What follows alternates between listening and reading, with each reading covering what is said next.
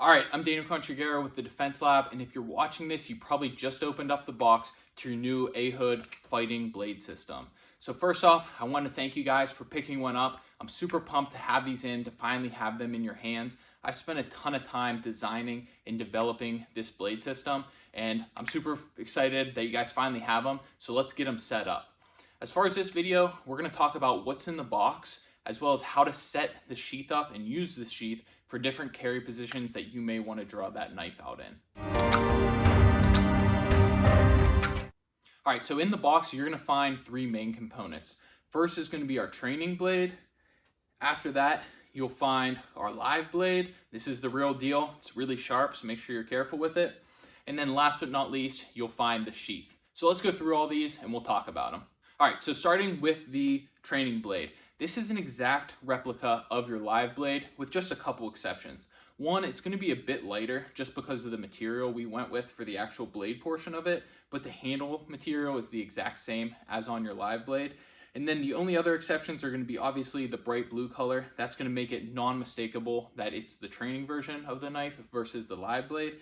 And then the fact that there's no sharp edges on here. We want to make it nice and safe for you guys, so we rounded off the tip, so that's nice and blunt. And then you will see there's a little bit of a false edge on this knife, just so when you're training with it, you can tell the orientation of the cutting edge, but it's all rounded over. It's nice and blunt. It's not sharp at all. So it'll keep you safe as you're working to get your draw nice and fast out of the sheath. Moving on to the live blade. Again, this is the real deal. It's very pointy. It's very sharp. So definitely be careful with it. This is, again, it's going to look a lot like your training blade. We've got the diamond knurled G10 handles, which will give you a nice grip on it. And then you have the black titanium nitride coated stainless steel blade. So what you'll see is that the edge on this knife, it's called a reverse edge knife.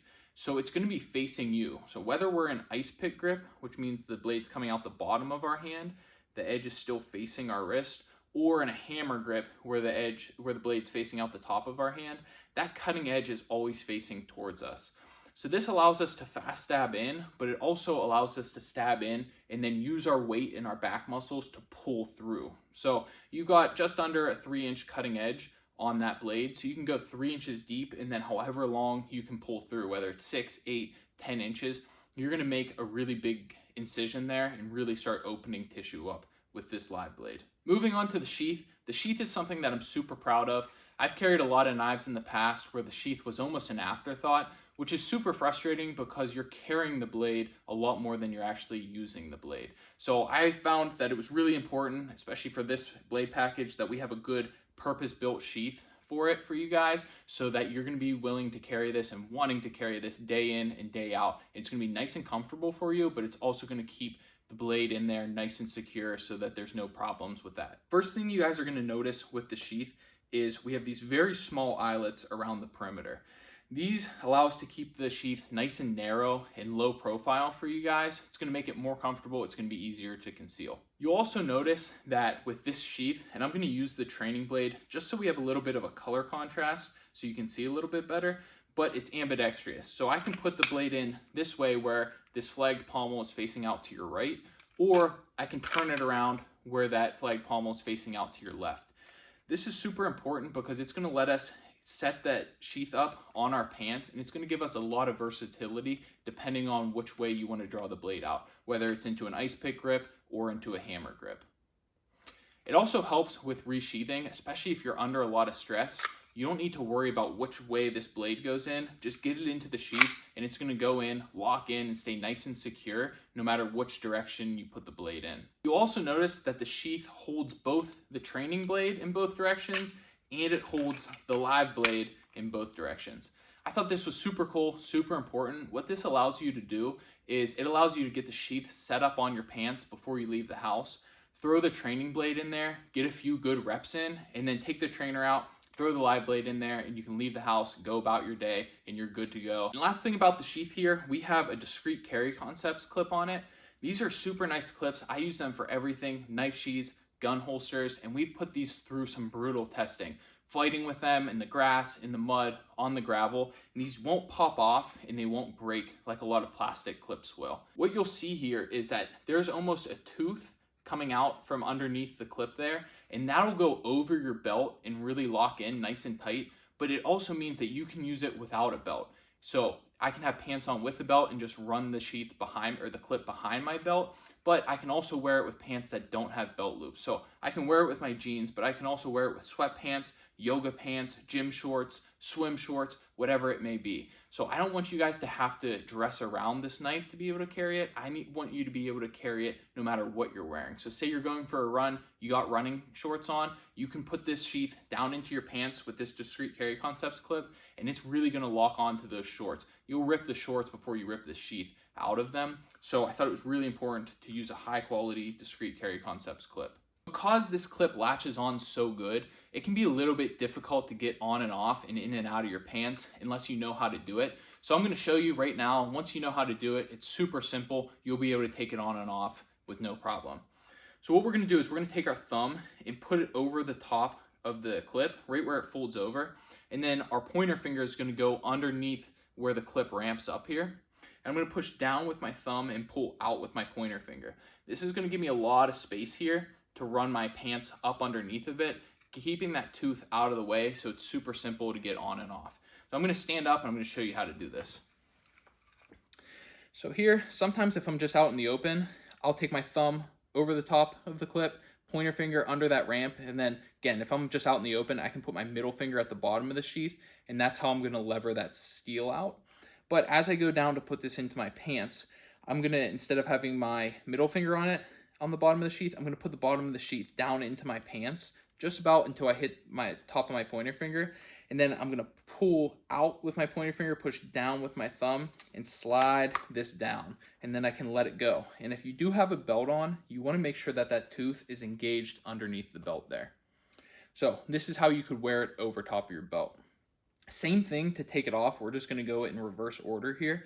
I'm going to push down with my thumb, pull out with my pointer finger, and then sometimes when you do this, that tooth is still engaged. So after you start pulling out with your pointer finger, you can push the sheath down just a little bit. That's going to help get that tooth disengaged, and then pull that straight out. Now the sheath is off of your pants. As far as resheathing the knife goes, so if you look at this sheath here, a lot of the molding's done on the top of the sheath, and there's barely any on the back. So the top has the blade thickness, the handle thickness, the clip blocking, the clip, the eyelet for the clip.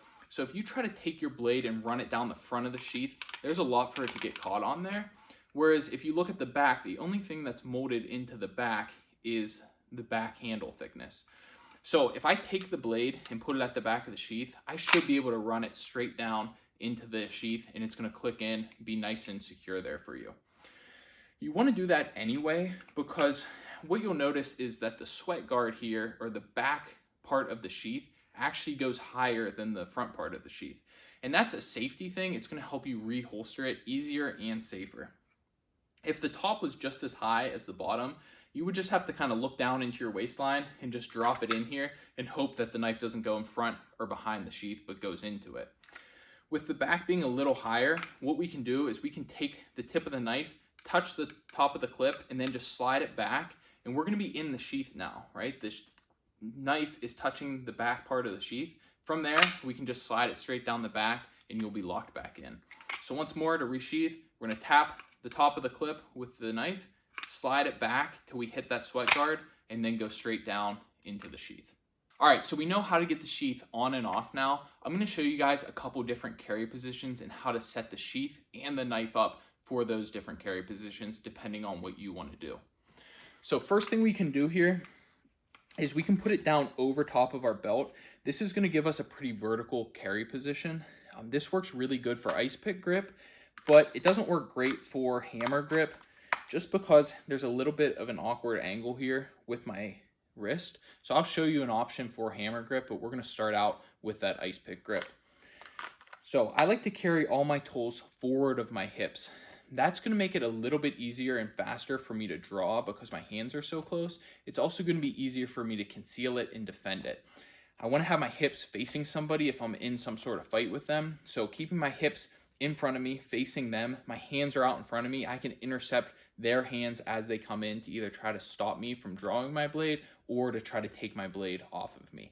So I like carrying all my tools forward of the hips, and then if we're drawing out with our right hand, we're going to try to keep that blade to the right side of our belly button.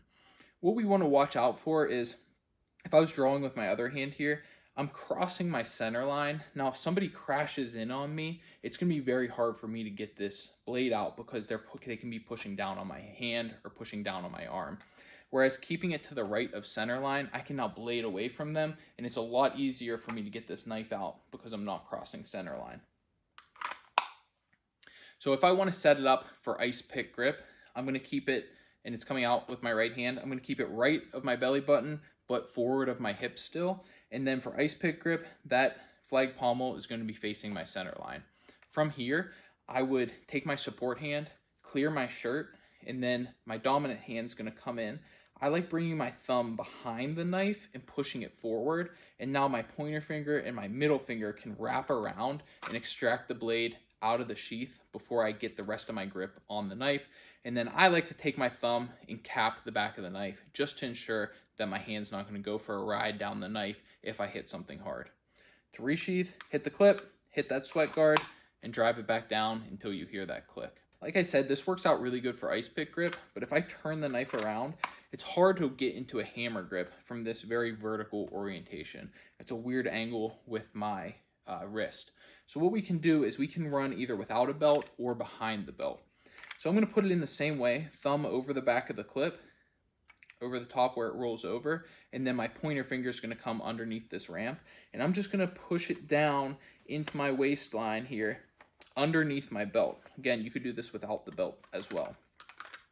So this 45-degree angle can be a little bit more comfortable because there's less knife sticking out over top of my belt line, so I can bend over, sit down, lift my legs, run, jump, fight just a little bit easier. And this is my preferred way to carry it at this 45-degree angle.